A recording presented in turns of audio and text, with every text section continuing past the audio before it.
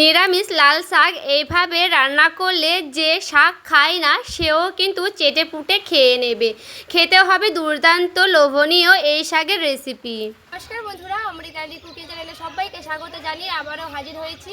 তো যে সকল বন্ধুরা ইউটিউব চ্যানেল থেকে দেখছেন তারা প্লিজ চ্যানেলটাকে সাবস্ক্রাইব করে আমার পাশে থাকবেন, আর যারা ফেসবুক থেকে দেখছেন তারা পেজটাকে ফলো করে রাখবেন। আর স্কিপ না করে পুরো রেসিপিটি দেখার অনুরোধ রইল। লাইক দিয়ে ভিডিওটি দেখা শুরু করবেন, আর চলুন রেসিপিটি শেয়ার করা যাক। আর এই যে দেখুন বন্ধুরা, নিয়ে নিয়েছি লাল শাক। আর এই যে দেখুন লাল শাকগুলো কিন্তু খুবই সুন্দর, টাটকা, ফ্রেশ। আর আজকে কিন্তু বাজার থেকে কিনে আনা হয়েছে এই লাল শাকগুলো। তো যেহেতু বর্ষার শাক, তার জন্য আমি একটা একটা করে সুন্দর করে বেছে নেব। বর্ষার শাক কিন্তু খুব ভালো করে বেছে নিতে হয়। এমনিতেও বাসে, কিন্তু বর্ষার শাকটা বেশি ভালো করে কিন্তু একটা একটা করে বেছে নিতে গেলে বেশি ভালো হবে। তার জন্য আমি একটা একটা করে খুব সুন্দর করে কিন্তু শাকগুলোকে বেছে নিচ্ছি। তো এখানে আমি কিন্তু শাকগুলো দেখুন এখানে আমি রেখে দিচ্ছি একটা একটা করে বেছে, কারণ এই শাকের এই অংশটা আমি কেটে ফেলবো, মানে গাছটা গোটাটায় শিকড়টা ফেলতে হবে তার জন্য। তো সময় লাগলে কিন্তু একটু সুন্দর করে বেছে নেওয়ার চেষ্টা করতে হবে শাকটাকে। তো আমি এখানে সবগুলো শাক বেছে দিচ্ছি, তারপরে ফিরে আসছি।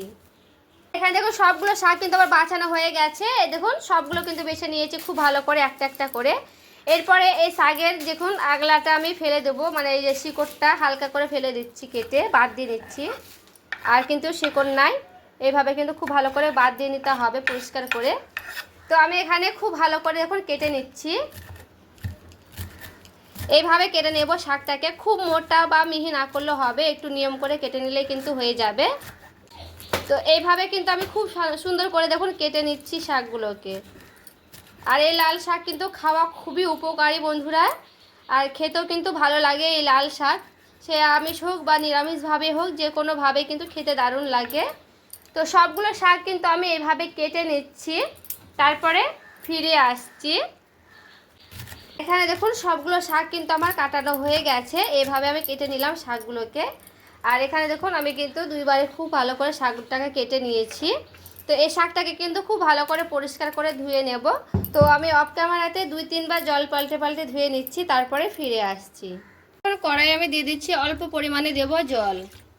দেখুন ওই জলে আমি দিয়ে দিচ্ছি শাকগুলোকে। এরপরে দেখবেন শাক থেকে কিন্তু অনেকগুলো জল ছাড়ে, তার জন্য আমি অল্প করে দিলাম জল। এই জলে কিন্তু শাকটা আমি হালকা করে সেদ্ধ করে নিচ্ছি। অল্প পরিমাণে লবণ দিচ্ছি, হলুদের গুঁড়া সামান্য করে, হালকা করে এইভাবে একটু নাড়াচাড়া করে নিচ্ছি। দিয়ে আমি শাকটাকে খুব ভালো করে সেদ্ধ করে নেব। তো এখানে কিন্তু জলটা আমি গেলে ফেলবো না, এইভাবে কিন্তু খুব ভালো করে শুকনো শুকনো অবস্থায় কিন্তু আমি শাকটাকে খুব ভালো করে সেদ্ধ করে নিচ্ছি। তার জন্য দিয়ে দিচ্ছি ঢাকা। ঢাকা দিয়ে আমি ফিরে আসছি। এরপরে দেখুন আমি ঢাকনাটা উঠিয়ে দিলাম। আর এখানে দেখুন খুব সুন্দর করে কিন্তু টকবক করে ফুটিয়ে নিচ্ছি। তো এইভাবে কিন্তু খুব সুন্দর করে টকবক করে ফুটিয়ে নিতে হবে।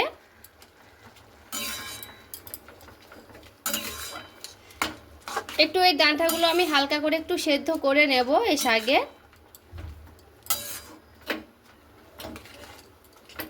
এখন আমি একটা আলু নিয়েছি। এরপরে আলুর খোসাটা কিন্তু আমি অফ ক্যামেরাতে ছিলে নিয়ে চলে এসেছি। এরপরে এখানে আমি আলুটাকে আমি ছোট ছোট করে কেটে নিচ্ছি। এরপরে আমি দেখুন এইভাবে একটু ছোট ছোট করে আবার আমি কেটে নিচ্ছি। এইভাবে কেটে নিলে কিন্তু হয়ে যাবে আলুটা।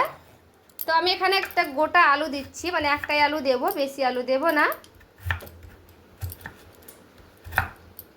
তো দেখুন খুব ভালো করে কিন্তু এইভাবে আমি কেটে নিলাম। আবার আমি ঢাকনাটা উঠিয়ে নিয়েছি। তো আমি কিন্তু এটাকে আমি নামিয়ে নিচ্ছি। তো আমি কিন্তু জলগুলো আর গেলে ফেলবো না, এইভাবে কিন্তু আমি নামিয়ে নিচ্ছি, তারপরে ফিরে আসছি। দেখুন কড়াইটা আমি একটু ভালো করে ধুয়ে নিয়ে চলে এসেছি। এরপরে দিয়ে দিচ্ছি সরিষার তেল। দিয়ে দেবো সেই আলুগুলো, কেটে নেওয়া ধোয়া আলুগুলো। আলুটা আমি খুব ভালো করে কিন্তু ভেজে নেব। এখানে একটু নাড়াচাড়া করে নিলাম আলুটাকে।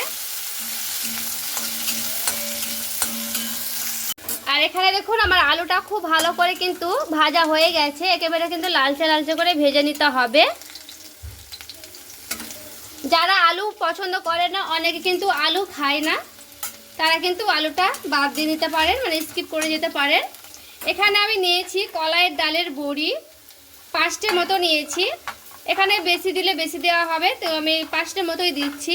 কলাইয়ের ডালের বড়িটা আমি এখানে ভেজে নেব আলুর সঙ্গে। এতে করে কলাইয়ের ডালের বড়িটা আমার ভাজানো হয়ে যাবে আর আলুটাও কিন্তু খুব সুন্দরভাবে ভাজানো হয়ে যাবে। তো বেশি করে আলুটা ভেজে নিয়ে, মানে একেবারে লালচে লালচে করে ভেজে নিয়ে তারপরে কিন্তু দিতে হবে বড়িগুলোকে। এখানে আমি বড়িটা দিয়ে 1 মিনিটের মতো একটু নাড়াচাড়া করে নেব। দিয়ে দিচ্ছি অল্প পরিমাণে কালো জিরা। শাকে কিন্তু কালো জিরাটা দিলে সেন্ট করে, খেতে ভালো লাগে, তার জন্য কিন্তু কালো জিরাটা দিতেই হবে শাকে, না চাইলে কিন্তু নাও দিতে পারে।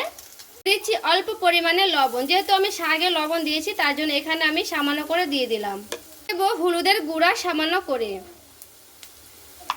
কাশ্মীরি লঙ্কার গুঁড়া একেবারে সামান্য করে দিলাম। এরপরে খুব ভালো করে সবগুলোকে দিয়ে আমি একটু ভালো করে নাড়াচাড়া করে নিচ্ছি।